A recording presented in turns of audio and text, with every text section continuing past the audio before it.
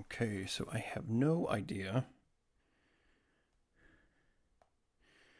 How do I know whether I'm live?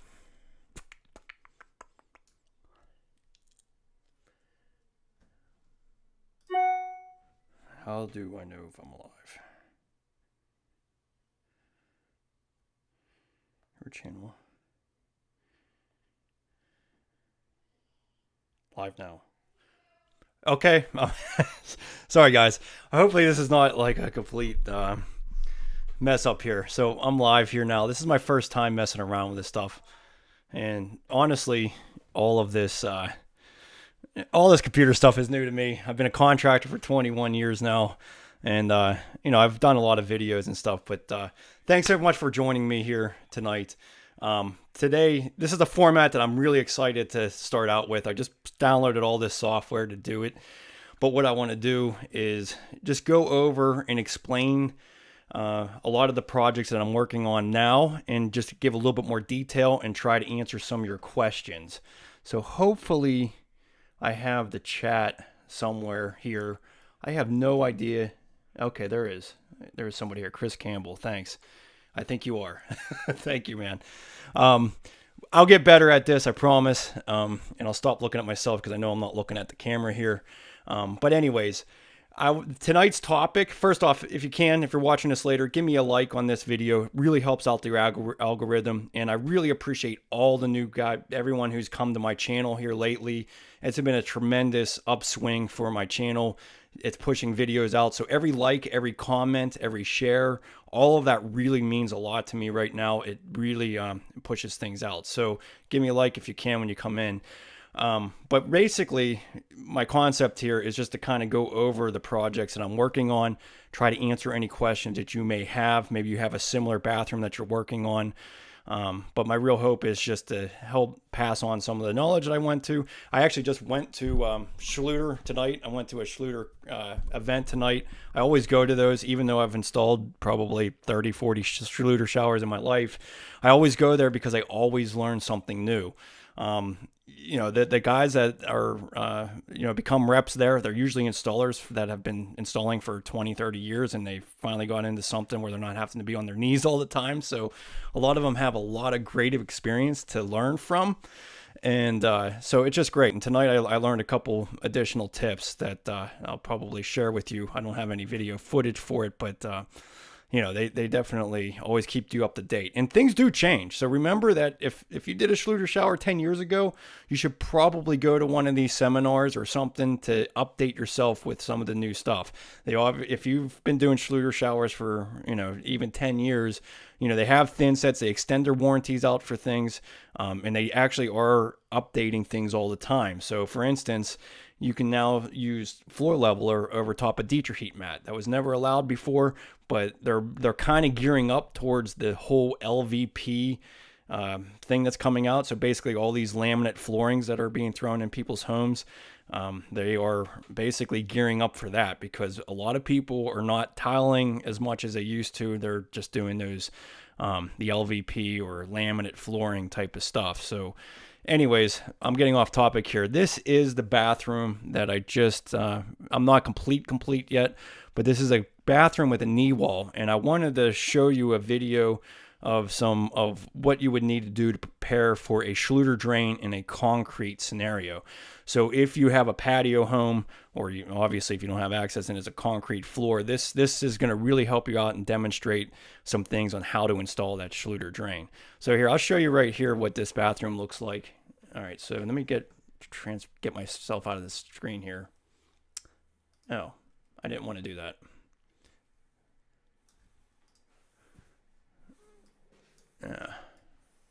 Sorry, guys. Okay, I didn't realize I was small the whole time. I thought I was big there. But anyways, this is a knee wall shower, and this is really normally highly desired for bathrooms that are just not that big. Now, this is a reasonably sized bathroom. This is basically 7.5 feet by 7.5 feet.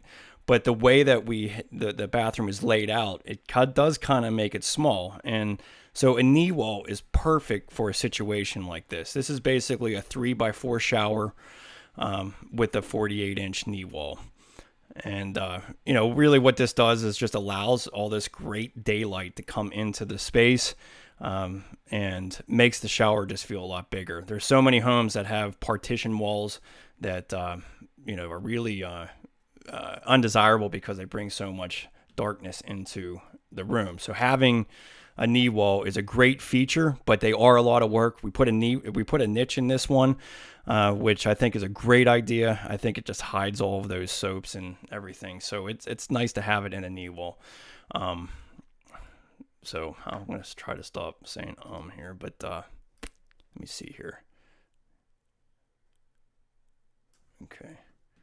Now, where did my chat? There's my chat. Okay. So I'll just get straight into it, and I'll just start giving you additional things. I'll pause. If you have any questions, by all means, ask me in here in the chat, and I'll pause the video and try to go over some to clarify anything that you might not understand. But in this situation, I made sure I had the wall board up first. Most Schluter systems, I just recommend putting the wall board up first and then setting your pan. Because honestly, I'm a fairly messy installer. You'll probably see a lot of comments online from the years of me doing this, and I try to get better, but you know, I'm just always in a certain pace, and I'm trying to get things done, and the cleanliness and the cleanness of what I'm doing is not always that important to me. I'm just trying to get the job done. So Schluter showers, spreading the thin set, it's definitely a messy job because you want to have the consistency of the thin set to be very fluid. So if you have, you know, what I recommend is using Schluter All Set for one. So this stuff here, this is Schluter All Set. I do recommend this for setting all of your membranes and setting the pan system. I have found that this has a really superior bond to their membranes. They make it specifically for that reason. But I really, I prefer to use this for setting everything.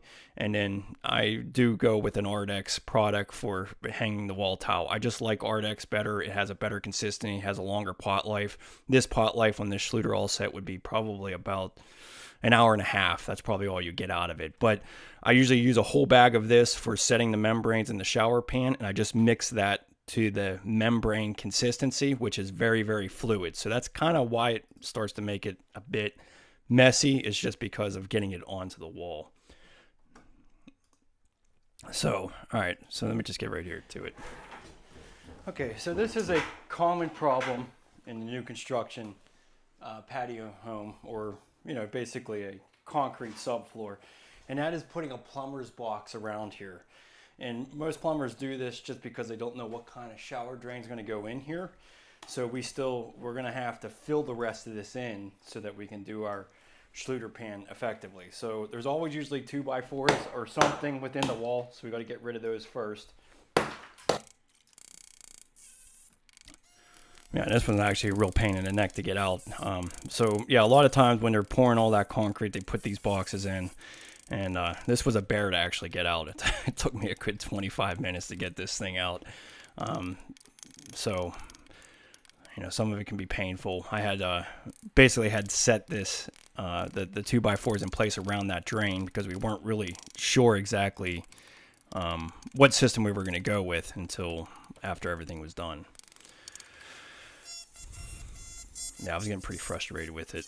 But yeah, this is a very common scenario where you have concrete missing around your shower. And if you already took out an existing shower, sometimes there's a lot bigger space that you need to fill in. So once I get this out of here, I'll show you basically how I'm going to address this so that we can get it situated for a new shower pan. So the simplest way to go about filling this, especially if you want to move on and get into the pan, just use a 4-inch cup link, because what that gives you is basically almost 5 inches of room around the drain. And that's what you need 4.5 inches for the Schluter drain. So if you can just center this right around the opening around the drain, then you'll be fine. So what I like to use is just some fast setting Saccrete. This allows me to move on to the pan in the same day. So using the rapid setting concrete mix, you want to have something that has structure to it. You don't want to just use mortar or a mud pack bed because there's nothing underneath it here but the 2-inch foam underneath this concrete. So you need something with structure, and that concrete mix is going to do that. So to reiterate on this, some of you may, if you had a concrete box, you might not have 2-inch foam. So a lot of newer homes now, they're starting to insulate underneath of all their concrete. So a lot of times they're putting 2-inch foam underneath of it. And that's mainly because, well, I mean, the insulation value, there's a lot of heat loss in foundations. So you'll even find in a lot of newer home builds, they're even putting foam and things underneath of footers before they even put the foundation up. I think it really makes a lot of sense. So if you don't have foam, like in this instance, that basically creates a vapor barrier. So if you don't have foam and you just have gravel, you would want to put some kind of plastic down to basically just create a vapor barrier. Now, it's really not incredibly important around this small area of the drain, especially when you're going to be putting a foam pan over top of it. But technically, you should have a vapor barrier between the actual dirt, underneath that concrete and the actual floor. But in this instance, we had the 2-inch foam underneath of that. So we'll go ahead and mix this up.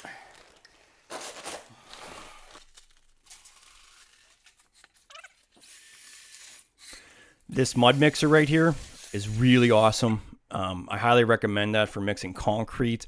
If you do mud beds, if you are interested in ever doing mud beds, this type of mixer really helps out a lot. It just allows you to mix things at a thicker consistency and just use a drill with it.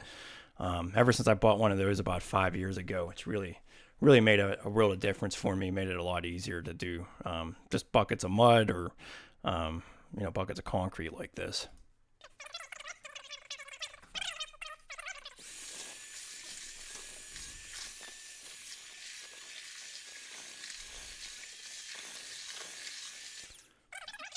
And really, the primary reason I'm using the rapid set is just so I can set the pan the same day. But in all intents and purposes, you could just use a standard concrete mix. And basically just troweling it out, making sure it's even with the rest of the floor. And you just want to make sure that this stays centered. And you can leave that cup link in there if it's like level with the floor. So you can leave it in there if you wanted to.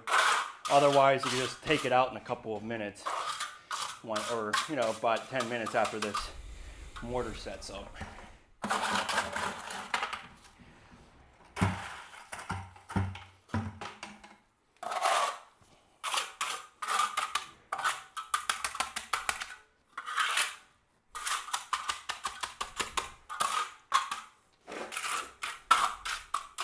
And what you would do is just cut that cup link with a basically an oscillating tool to make it even with the concrete if it's sticking up like that. Or you could technically just pull it out of there once that concrete starts to set up. But you basically just need 4.5 inches around the actual cup link for that Schluter drain. Okay, I was going to say, I thought I cut all the mixing out of there.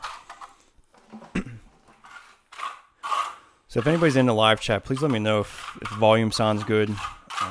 I have no idea what this is going to look like.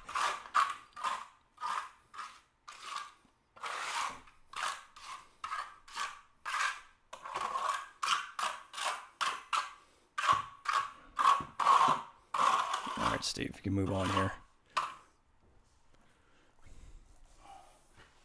Holy shit. I didn't know I left that much of that video on there. Anyways. Okay, so we're going to be building a knee wall here between the toilet. I always think it's a nicer concept to have a knee wall rather than a full wall because then you're not crowding the Thanks. Creative Quality LLC. I guess you do bathrooms. Ultimately, it would have been nice if the drain was completely centered, but it's not. And one of the things you have to pay attention to is the center of your toilet to where any wall or any fixture is. So in this instance, I'm kind of matching what's from the wall. So from the wall, it's 17 inches. So that's what I want to match for. Hey, John. Oh, I don't know why my... okay, so yeah, this is an important detail. Minimum code is 15 inches from the center of your toilet to a partition or any fixture. So if you have a vanity, if you have any any type of knee wall like this, you have to be a minimum of 15 inches from the center of your toilet to the edge. Now that still doesn't really give you a whole heck of a lot of elbow room. So this is 17 inches. That's typically the smallest that I personally like it to be. Typically 18 inches is really my standard, but if you can get 20 inches, man, that's so much better just to feel like space, because you'll even see at the end here, basically the space for the toilet is, well, maybe I don't have it at this finished video, but anyways, 17 inches is still not a whole lot. There still isn't a whole lot of elbow room there. So, but just know that code is 15 inches. So if you can get more than that, the better it is. The knee wall. So the edge of my knee wall is going to be 17. So then we'll go, 4.5 inches, because we want to have that drywall work there. And so the whole dimension is going to be about 51 inches. So the other thing we want to pay attention to is our distance from the wall. So we've got 17 inches. So we might as well make that centered. So 17 and 17 is 34. So that'll be the size of our shower pan. Now the next thing is I want to plan for my curb. 4 inch. So yeah, first one I want to say about the drain location here. So the reason that this was kind of a little bit messed up is because, we didn't really have a good numbers from the plans that we made for the home for where that plumbing was going to be. So we're basically 6 inches off in this particular scenario. I really did want that drain to be centered, but it's going to be too much work to move it. And I honestly don't even know how far down the P trap was for it. So I didn't want to dig up all that concrete and replumb everything. Plus there was radiant heat underneath of here, like basically water lines, PEX water lines to heat up the concrete. And they didn't really have it in the shower area.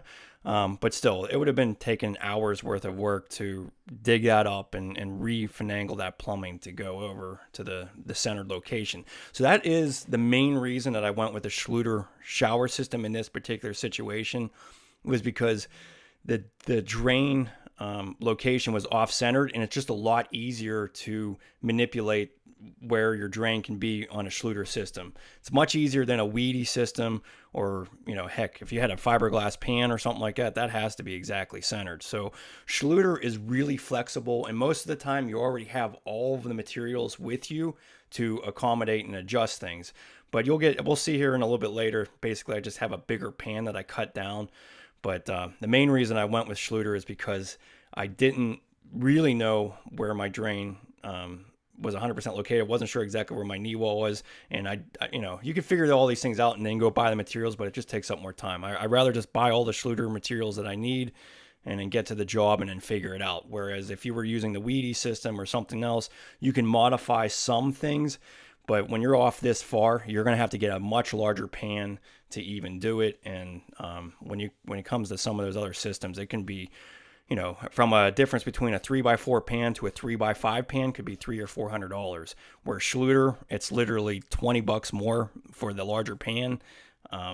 It just makes it a lot easier, and it's just a lot more flexible. So I'm going to have a lot more videos in the future about why Schluter can be easier than weedy, and then why weedy is easier than Schluter. But when you have a drain that's you don't know where it's going to be, or you don't know exactly where you want it, Schluter is definitely something that's very flexible. That's 38 inches. So we want to overhang our curb about an inch at the minimum, because you want to have that curb top be able to straddle the curb itself and then also just butt right into a wall. So my whole knee wall, by the time I'm finished, is going to be 42 inches outside of a 34-inch pan. So let's go ahead with the anchors that I'm going to be putting in. We'll make our bottom plate 40 inches, and then we'll add on a 2x4. So yeah, basically the whole pan with the shower curb was going to be about 38 inches. So I made the wall 4 inches longer than that. Main reason was for that curb top to meet up to that knee wall. It gives you a little bit of space. So you can adjust that. It doesn't have to be 4 inches past your curb. It just has to be at least an inch so that curb can meet up nicely with the edge of your knee wall. It just makes it a lot nicer. And in this instance, my bull nose was 3 inches, so that came all the way down. It looked pretty nice. So But So I'd say most basically, I'm going to be using 42 inches long. this anchor for our knee wall. So we want to make sure we put this in a location. So this is the anchor that I'm using. I have another video out. I didn't want to go through the entire other video that I just put up, but I go into a little bit more detail of fastening that. But yeah, it's basically just using a concrete anchor into that floor. And, so if you would have used a 5.5-inch anchor, you could have probably put that anchor on top of that treated 2x4 and went all the way down in and just been fine. But I actually do like having these anchors on the ground. They just seem to me that they have a little bit more support and rigidity that way. So have you ever done a custom dry pack pan, or do you prefer the prefab? I prefer the prefab. I honestly, custom dry pack, there's not too many situations I do that anymore. I'd say the only time these days now would be a concrete, if you had a concrete subfloor and you wanted it to be curbless. That's probably the only time that I use mud beds anymore. And that's just because if you had an existing shower that, say, was in the basement and you wanted to make it curbless, you would have to cut out the concrete that's in the shower area, lower it, and then form your pan to the drain.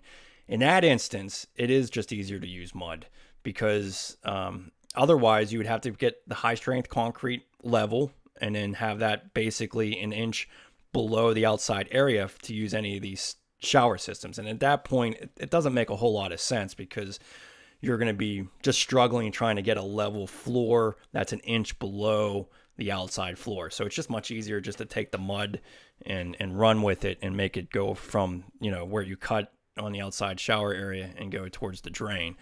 But other than that, no, I don't really use mud all that much. I don't really see the point. And even if I did do mud, I would still be using a Schluter drain, because I think it's much more important to have the waterproofing at right below the tile level.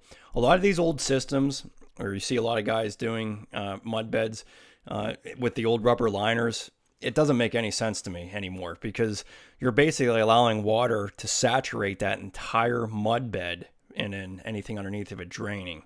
If you have waterproofing at the top level, then there's no saturation into it, and there's just a lot less problems. There are so many liner situations that I've come across. The biggest offending part of a lining system is not doing a pre-slope under that rubber liner, because the whole idea of it is if water gets underneath the tile, it gets into the concrete, the mud bed, and then it hits that rubber liner, and then it needs to drain. If it's all on a flat surface, it doesn't go anywhere. It just sits there, and then it starts to smell mildewy because it's always saturated with water, and it just becomes kind of nasty. So rubber liners, and honestly, a Schluter pan, it was like $130. So, I guess you could get mud for $50, but you're putting all that labor into it, and you still got to wait for a day for it to dry. So it's, in some ways it's not even, worthwhile. Hey, Jim, my brother's on here. And, so glad to see everybody here. But yeah, mud beds, primarily main reason I even use that now is just a curbless system in a concrete subfloor. These Schluter pans and stuff are really not that expensive, and just makes it just takes all the work out of it, if you ask me. So there we go. I'm just building the knee wall, and I wanted to put a niche in this as well, because I think this was a great location for it. Kind of hides it and keeps you from just basically focusing on all your soap dishes and everything, or soap products and everything. There's so many beautiful niches I put in, and then you go to take a look at it, and it's just covered with a whole bunch of junk. So I think having a knee wall and having a niche in there makes a whole heck of a lot of sense. So this is basically just screwing this Curdy board on. Really simple. Basically all the anchors just have to be every 12 inches. And I didn't do it on the other side because there's no reason to. That's not a wet area. That's outside of the shower area. So just using some drywall is totally sufficient. Now I did do some Curdy board on the top, and then make sure that it's going to be waterproof on top of that. But yeah, save yourself some money and just use some drywall on the other side. Definitely a little bit easier. Now, this is one area that could have saved some time by buying a pre-made niche rather than making all of those pieces. So a pre-made niche would definitely save some time on that, and then some additional buildup of thin set around the banding. But I'm not going to get into the whole waterproofing system. I'm primarily here to explain the addressing of the Schluter pan installation here. Before we get started on cutting the pan and everything, we're going to mix our thin set. And what I recommend is using Schluter's All Set Thin Set. So this is a modified thin set that Schluter makes, and I would recommend, just if you're not trying to level anything out, just use the membrane consistency to set the pan and the walls. So there's two different references on the back. There's one for setting tile and one for the membranes. So always measure your water. That's really important to get to the right consistency. All the problems with installing Schluter arises from the thin set not being applied properly, or that it's too dry and then the membranes don't bond very well to each other. So use the membrane consistency and make sure you measure your water. So it's 8.5 quarts per bag. That really is the main issue with most Schluter showers, is just that people don't mix the thin set loose enough. In this particular situation, I decided I wanted to go with Schluter here because the drain was not in a centered location. So always kind of think ahead or plan ahead, and pay attention to how your shower is going to be and whether you can actually get that drain in the center. It's really hard sometimes until you remove that flooring to be able to tell what it looks like. But obviously this is a concrete floor, so I kind of already knew that I was going to be off just based off of the measurements, the rough inch measurements. So for instance, right now, I basically, from this wall, I have 22 3/4, and from here, it's about 28 inches. So I'm about 6 inches off. And again, the reason I went with Schluter is because it's a little bit easier to adjust your drain location than it is for Weedy. Weedy, we're obviously going to be showing you how to install that, but the Weedy pan, you just have to get a lot bigger pan and cut it down to size. The same concept is going with Schluter, but it's just a lot cheaper and a little bit easier to do this. So I ended up getting a 36 or a 38 by 60 inch pan, and I'm going to cut it down. So pay attention to your centers. Obviously a 60 inch pan, the center is going to be 30 inches. So I'm going to be cutting 2 inches off of one side and then, whatever it is on the other side. So we'll get started here and basically cut down this pan.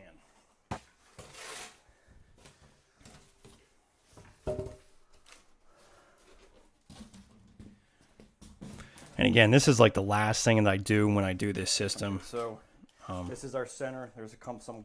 And I should say, honestly, most of the time I honestly do band and do all of the work above that. So all that banding around the edges, all those seams. I usually do thin set all of that before I even set the pan. But I'm not sure exactly why I didn't do it this time. Maybe it was just a time restraint.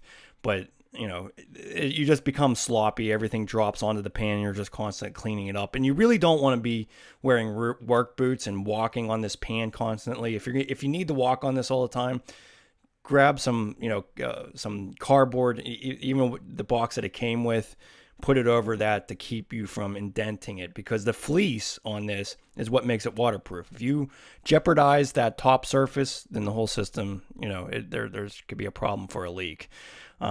But yeah, try to do your pan at the very last moment, because then you can just set your tile. What I typically do is set the tile, the following day, but I set the floor tile first, and then I run all my tile up after that. So, really the lot of the major construction over the pan is not really existent. I had already done it all before then, and then I'm going to have tile on it. And once tile's on it, then it's pretty bulletproof. So, yeah.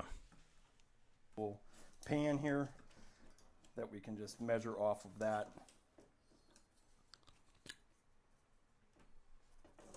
So 17 inches. So that's like 2 1/8. 19.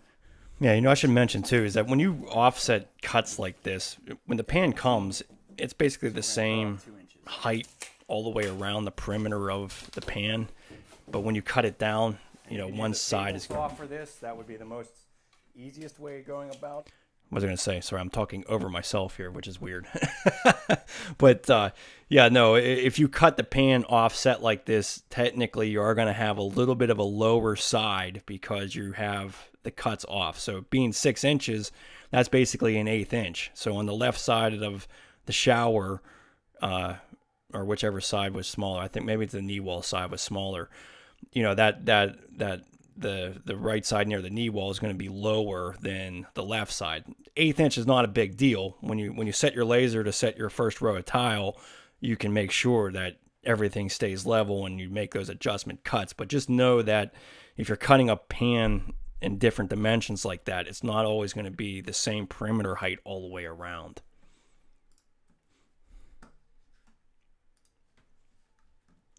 It really, you can just use a regular saw as well.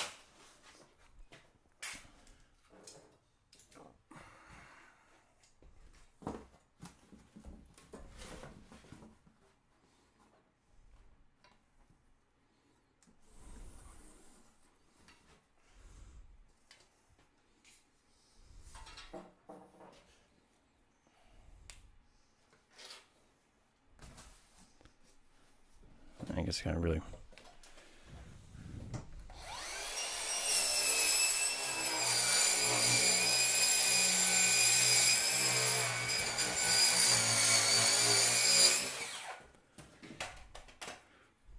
And that Makita saw is really one of the best saws I've ever had that were battery operated. Let's just measure from one Been using that side for years. here Absolutely love it. to our drain location. I used to hate from battery operated the saws. right wall here, we got 22 and 5/8.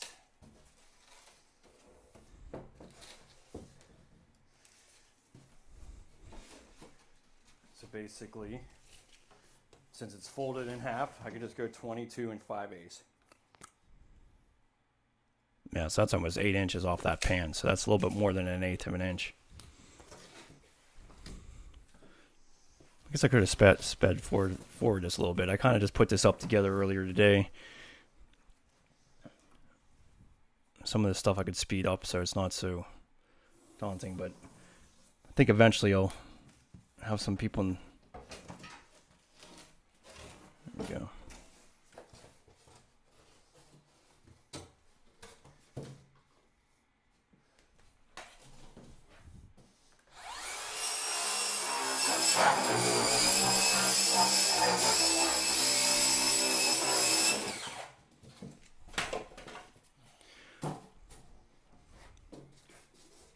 So while I'm putting that together, a couple things that I learned today from.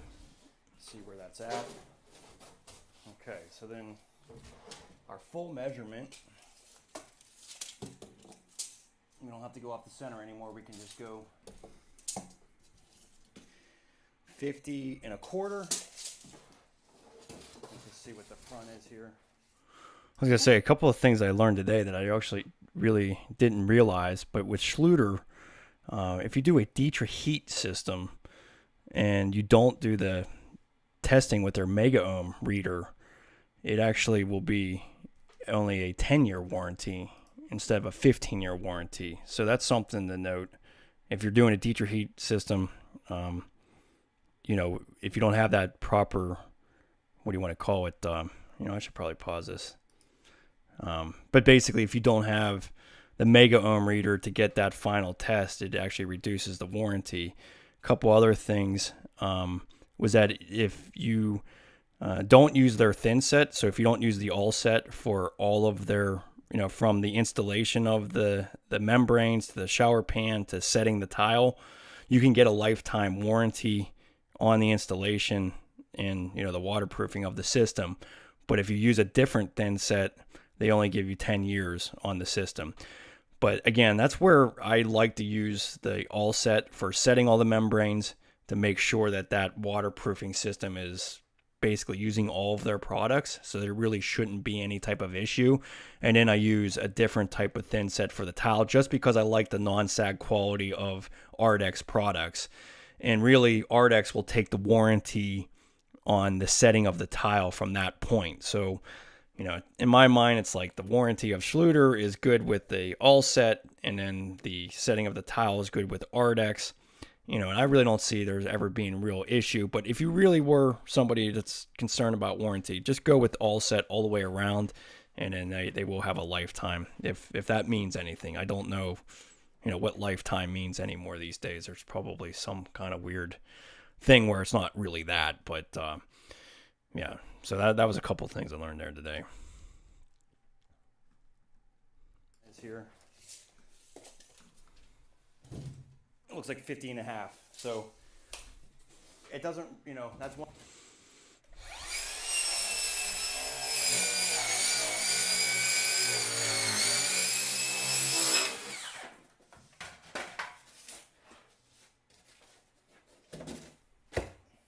Okay, there you go. Okay, so for setting the pan, you need a 1/4 inch by 3/8 inch square notch trowel. Make sure that you got all the debris out of here, and then just cut out some of this extra foam from the treated lumber. And it's not a bad idea.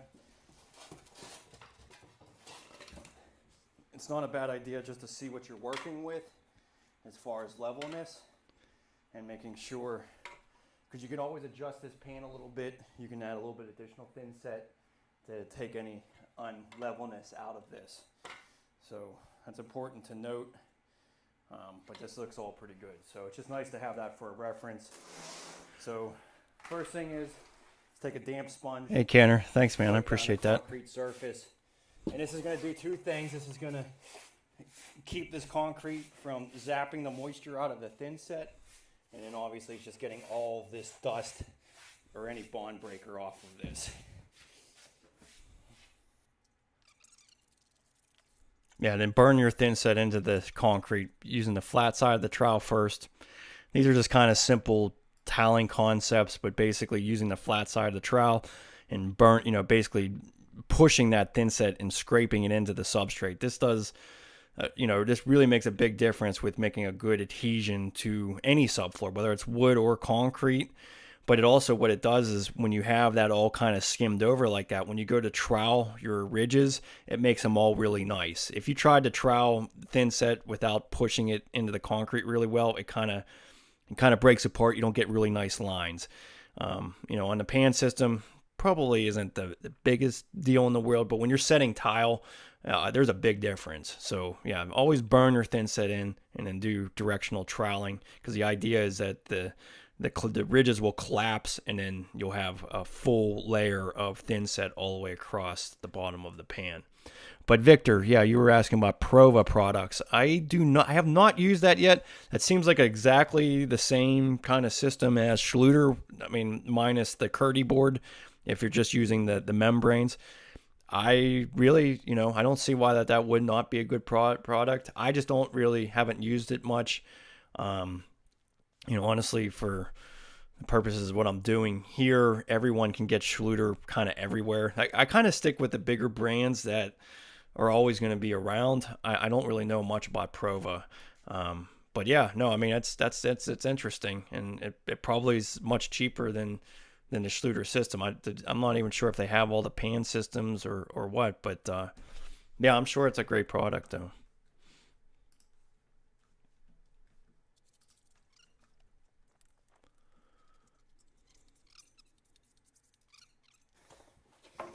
Okay, so we're going to put our curb in here. So I really do recommend this for contractors who are doing multiple showers. Just buy a full sheet of this 2-inch Curdy board and you can make the curbs out of it. It really makes it nice and easy, and it makes a more slender curb as well. So typically I just like to install this, and then if I need to add some thickness to it, I can just add some multiple pieces of Curdy board on the outside. Or just additional thin set to meet up with my curb. But you're able to adjust this down to whatever height you want, which is great. I usually make them about 3.5 inches. It's a lot cheaper per curb. Now, obviously, if you're just doing one shower, this is not going to be really beneficial to you. But if you're doing multiple showers, this is definitely the way to go. Yeah, so I want to reiterate that I just started doing this because I actually saw I don't know who was mentioning it. It was something on TikTok, out of all places. But they started, using some of the foam board because the 2-inch foam board comes in 2 foot by 8 foot lengths, and I think it's not cheap. I mean, I think it's $200 for that 2x8 cheap, but I could probably get a good 7 or 8 curb. Well, how many would I get out of there? Two. Yeah, good. Like at least 6 curbs, at minimum 6 or 7 curbs. And I really don't like Schluter's standard curbs because they're 6.5 inches tall. Which who the heck wants a curb that tall? So you have to cut it down anyways. And then they're also really wide. I think they're 4.5 inches wide. So I mean, good luck finding a curb top that's in stock somewhere that's going to work on a Schluter curb. Because basically if you go into the towel shop, Dow Towel, whatever, most of their curb tops that they have in stock, like out of travertine or marble, they're only 6 inches wide or 6.5 inches wide at the most. They don't have 8 inch, 10 inch, whatever types of tops. So, using this 2 inch board for my curb, you have to wrap it with Curdy bands, so it's not waterproof by itself anymore when you rip it down like that. But it just gives you a lot more flexibility to use anything. And really, I ended up using a 6-inch curb in here, but I could have used a 4.5-inch curb that I bought from Home Depot if I would have just gotten, like one of those marble sills.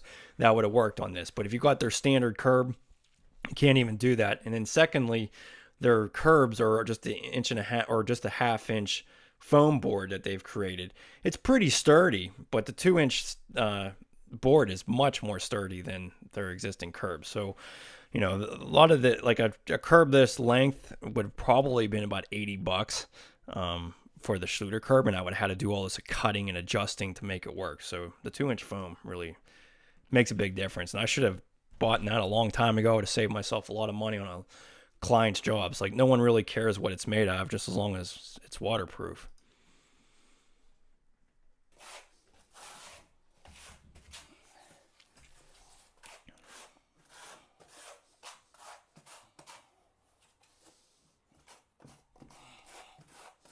Then make sure you go on the side of the pan too. You want it to bond to the side of the pan, and then where the area is on the wall here.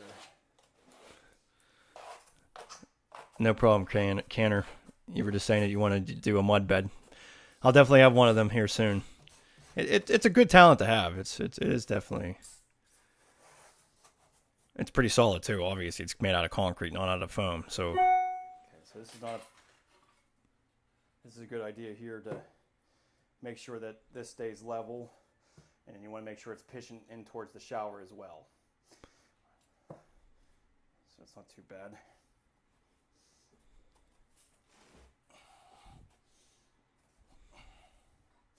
I'm going to make it a little bit more level here.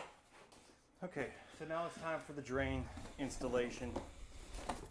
So make sure that you get a PVC flange for PVC piping. And this will come with a collar and a pipe cover. And then it'll also have the instructions with it, along with the inside and outside corners. So you want to hold on to that. And then they also come with these spacers. So these spacers are mainly designed to install the drain before you install the pan. A lot of times plumbers want to, if you have a plumber doing all your plumbing, they sometimes want to have this all installed prior to you even coming out here and doing this, mainly for inspection reasons. But in this instance, I always like to put the pan down first so these things are not valuable anymore. Okay, so what I recommend with this is just to sit this on the drain. Make sure it goes all the way down to the bottom of your hub inside of here. Okay, and then you just want to measure down to your foam pan. Now you're going to have a little bit of thin set that will allow it to go down a little bit further. So if you want to account for that extra 1/8 inch, by all means go ahead. And I definitely screwed that verbiage up. It's not going to let the drain go down further. It's going to hold it up more. But I would just measure down to that foam and make that the cut. You don't want to be adjusting it to be coming up for that thin set layer. You know, you'd almost, in a lot of ways, you'd almost be better off to have, you know, the riser pipe be a little short than it be a little too tall, because there's not much you can do when the drain is sticking up out of the area, at least down below, as long as you have a good inch of, you know, coverage of the pipe going in, or the, I'm sorry, what I'm trying to say here is the drain hub going in. You can afford to be a quarter inch from the hub and still be glued in and well done. But if you're too high, then there's nothing you can do about it. So just measure down to the foam, and then that's the cut that you're going to want to make that pipe. I just measure what's here and then I cut. So we have 3 3/4. Yeah, you want to make sure all the way around the flange, because you want to make sure that you're even and level. So you could even, you know, to be more accurate, you could even just put a level on here and make sure that you're staying level, because you know, your cut might be a little bit off on your dry fitting. So if you just make that level, this should just be 3 1/4. All right, 3 5/8. 3 5/8. So we're going to cut this pipe down 3 5/8. What you can do is just measure from the edge of your, you can measure from the edge of this to 3 5/8, or you can measure down into your fitting 3 1/2 inches. So actually, I'm going to go ahead and cut this down a little bit more, because if I measure this right here, I'm only 3 inches. So I need to go down further than that. So I'm going to cut it down 1/2 inch and then remeasure. And the main reason is because I want to have an indication on this inside pipe cutter in order to evaluate where I need to cut. So I'm going to cut this down one more, like another 1/2 inch. Yeah, that's a great thing. I mean, if you haven't really used an inside pipe cutter before, this is a great way to practice. You know, level before you measure. Okay, so measure this again. Now I'm going to make sure that this is hitting down on my hub too. So we got 2 Thanks, Mom. 3/4, and it should be 2 3/4 on this side, and that looks good. So now we can go ahead and mark our inside pipe cutter. So measuring from the blade, 2 3/4. So we're going to have a little indication, basically just having a 1/4 inch reveal on the edge of this. So that's going to be my reference point of how far down I need to cut. Again, you really want to make sure your chuck is holding this thing into place, because these are known to drop out of the drill and then go right down in your piping. So be sure you have that chuck holding it on there. So I'm just going to reference my mark on the edge of my pipe.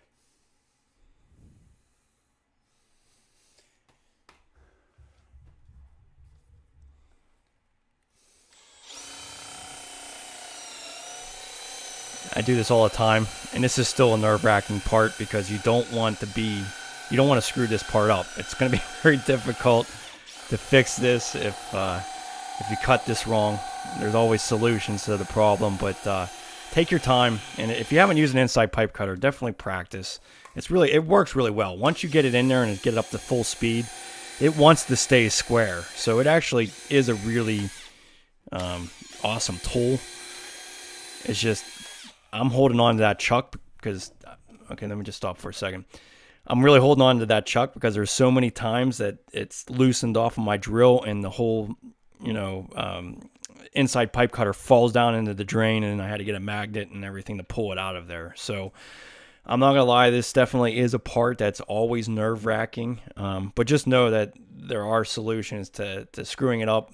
And really, you're better off to just keep cutting this thing down a half-inch increments and eliminate yourself from cutting it too short. But really, if you measure down and you get an indication on there, you'll be fine. It's just you want to, again, just practice before you really get started on this. So I wanted to answer a couple questions here.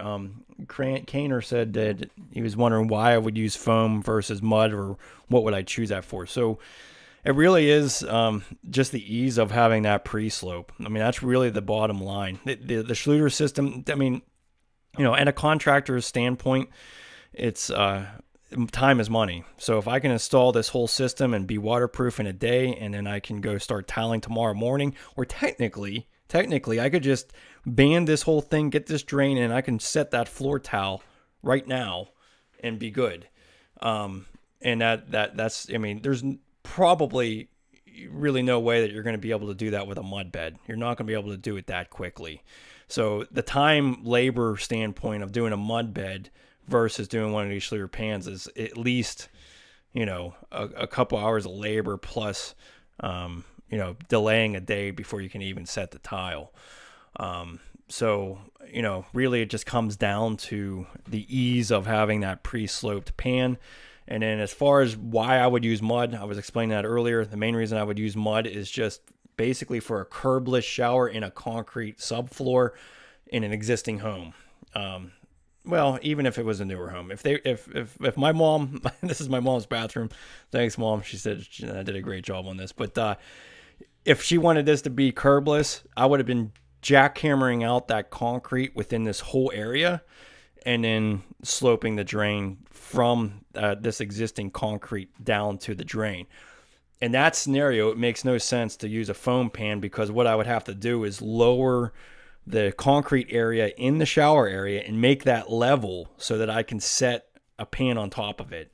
It'd be a lot easier just putting some high strength concrete down and then using some mud and forming the pan. So in my mind, that's really the only reason I would use mud these days, unless it was the only other situation would be some really weird, basically shaped shower or something where it's just going to be a lot more work to make one of these pans work. So I guess that's my main answer on that. Oh, you dropped the screwdriver down. That's pretty rough, Brian. Yeah, I always have one of those sticks with those magnets for this thing, but I don't know what you do about screwdriver down a toilet drain. That's pretty rough to happen there.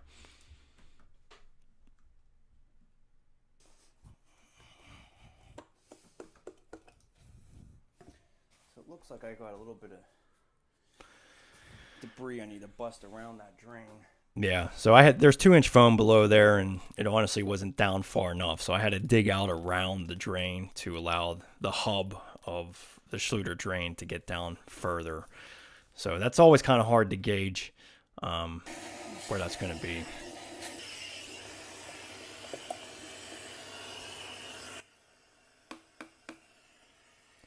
Yeah, I'm just using the hammer, honestly, because I'm still forcing that debris or the foam that's around the drain down. So that's not typically what you have to do, but in this scenario. Now we got that all situated. Let's go ahead and get some thin set on our pan.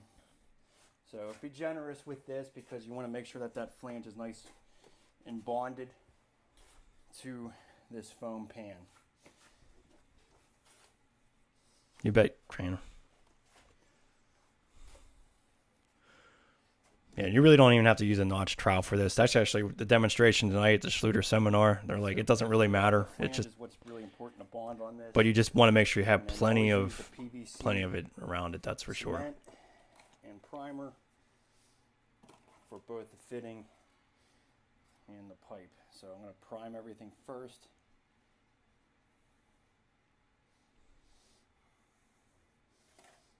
Prime your hub. And then you can just go straight into applying the PVC glue.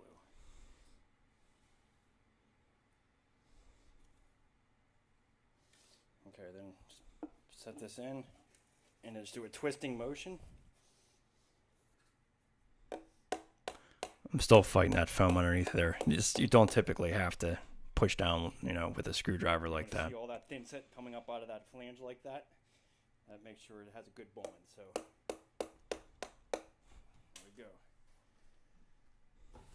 I'm just scrape this off.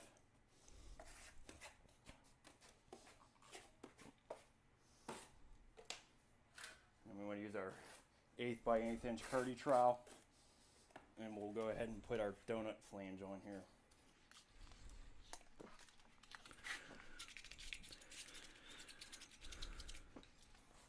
So this is definitely, the way I did this right now, this is another reason why I would have done all the banding above this shower pan, because honestly, walking on this, like after I put this donut on there, all it does is just create a big mess. And you basically, honestly, in this particular situation, after I was done seaming everything, I actually had to pull this little collar up and re-thin set it, because I basically, walking on it, I kind of squished all of the thin set up and around it. So I'm not sure exactly what was going through my mind, exactly why I did it in this scenario, but do your banding on the walls first, so then you don't have to walk on this pan at all. Now I was in the shower because I didn't want, the way I had the camera set up, I didn't want to just be showing my back. So typically you don't even have to be in the shower to do any of this. So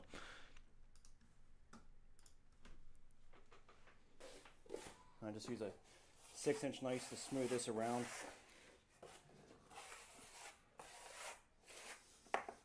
Most important part on this is making sure that donut really adheres well to that bonding flange, because that's the waterproof aspect of this. So making sure this is nice and smooth on that flange. yeah, and I'm sorry you can't see that, but that really is important, because that fleece on the actual drain is what bonds this thin set to it. So, but yeah, this was basically, we're not complete yet, but you can see how much space there is between this toilet area. So once you get it in there, it really still, even at 17 inches, it's not an awful lot, but it's, it's within code, and it works.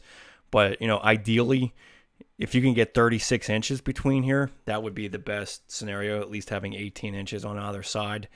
But, anything you get more space would be great. But I always tile the whole walls too. I think that just looks a lot nicer overall. Just cleaner, kind of finishes off the entire project. But you can even see here too, that was going to say, the other thing is this curb top, this was quartz, and they only came in 6-inch widths. So it just fit for this knee wall, but I ideally would have liked to have had a 6.5-inch curb, sill top. That would at least gave me a good 1/4 inch of overhang on either side, and looked a little bit better. But I mean, it's acceptable, but having a bigger overhang would have been nice. So then what we did for the floor too, and you could find this video on my channel here as well, was I did a large format tile on the floor. So basically it was just 4 pieces of tile, and then I just basically created the diagonal cut, the relief cuts to the drain, and really it really made the offset kind of unnoticeable in a lot of ways. So I really kind of like that concept. I could see myself doing a lot more large format tile on the shower floors, and it wasn't very slippery. It was, it's some pretty, what do you want to call it? A little bit of a rough tile for the floor. So it wasn't like it was going to be slippery to the, to walking on. But yeah, it really made that drain kind of almost be tough to tell that it was off center too. So a couple upcoming videos I'm going to have is this Hansgrohe system. This is a Hansgrohe shower valve. What I really love about it, it's just one unit. It has the mixing valve, and then it has the diverter valve all incorporated into it. A lot of good reasons to like that system. One is the waterproofing aspect, because it comes in an encased box that I can waterproof around. And then Hansgrohe, I mean, there are some things about it that sometimes I'm not too happy with, and some of it would be like literally the escutcheon plate here is actually plastic. All the knobs and stuff are metal, but they used a plastic cover. It's easy to clean. It's nice. But I really like, my main thing about them is I like their diverter valves. I like their valves. It's really seem to be really well made. And then their shower faucets and handhelds function very well too. So I definitely still highly recommend them. It's just some things they could do a little bit better, but what company can, I guess.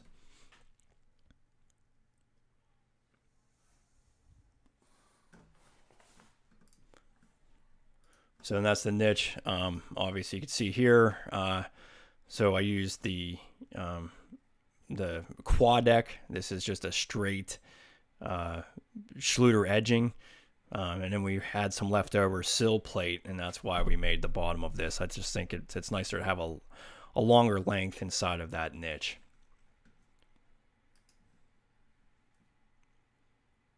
I still have to caulk these corners too, by the way. I'll be getting into the demonstration on that soon too. So, all right, well, that's really, let me try to transition over here. So that's really all I had tonight. So thanks for joining me. I'll be more organized on the next one. This is my first time dealing with all this software.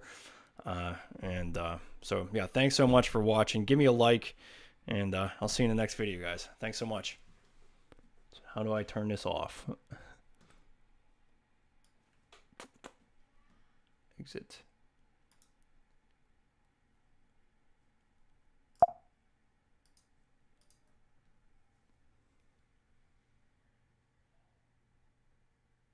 Oh, Brian. Okay, so I'm sorry, I didn't recognize your last name. You know what? I'll stay on here for a minute here. So yeah, your bathroom floor is lower than the shower floor for a curbless shower. That's definitely something that happens with these Schluter systems. That's definitely a common problem. Here, let me get my head out of the way here. So yeah, so you could do 2 layers of the Ditra membrane since you already have one down. There's no problem with layering Ditra over Ditra. I was asking the Schluter rep tonight about the floor leveler over Ditra heat and stuff like that. And when you're tiling it, and it is acceptable. They don't recommend it. They don't, but he does mention that, people have been doing it for years and years and there hasn't been any issue. So, I don't want to give advice that's against what the manufacturer is saying, but at all intents and purposes, you could floor level over that Ditra heat mat. You would just have to make sure that you put some Curdy membrane to transition it. You're going to have to do that anyways, the transition between the shower floor pan and the outside floor. But honestly, where you're at right now, it might be just easier just to layer over another layer of Ditra mat so that you can bring that up that extra eighth.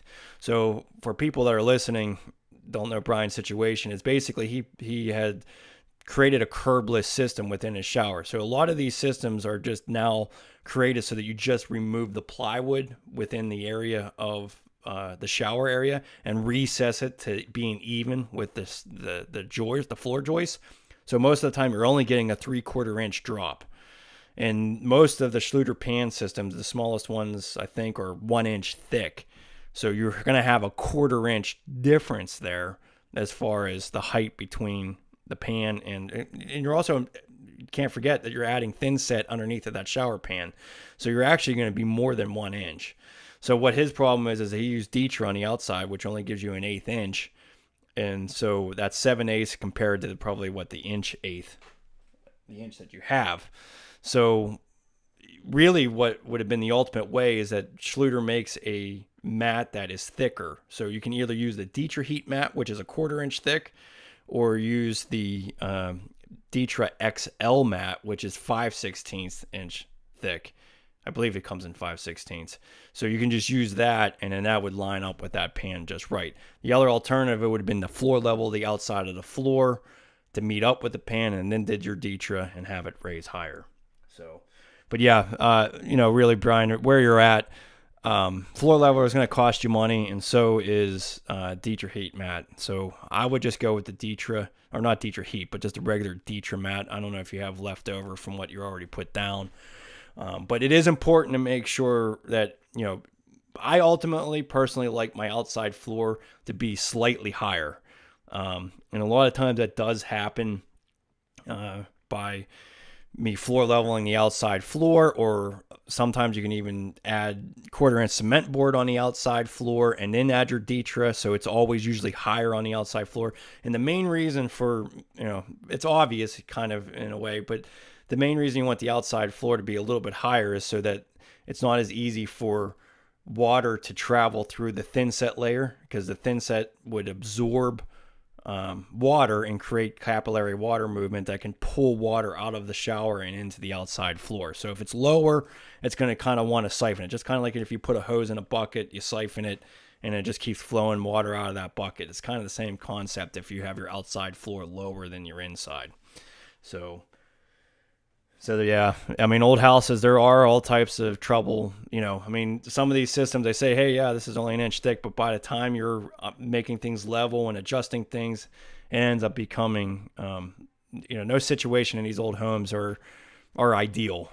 They really aren't. So you kind of have to do things that just make it work in a lot of ways. So, but that's a hard lesson learned there for you.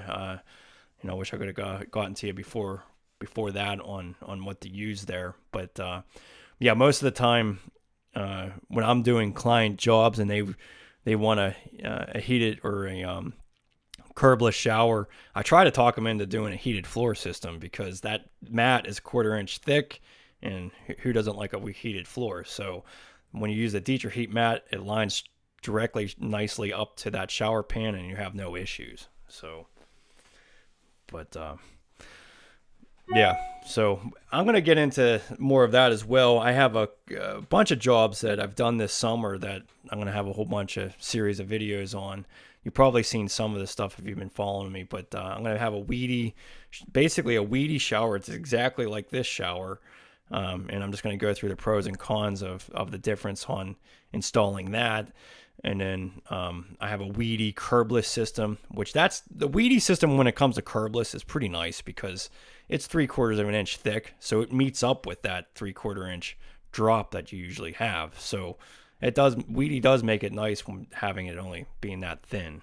So anyways, I'm going to leave it tonight. I kind of feel like I've been rambling on too much. I'll be more organized on the next one, but thanks so much for joining me tonight, and I'll see you in the next one. Thanks.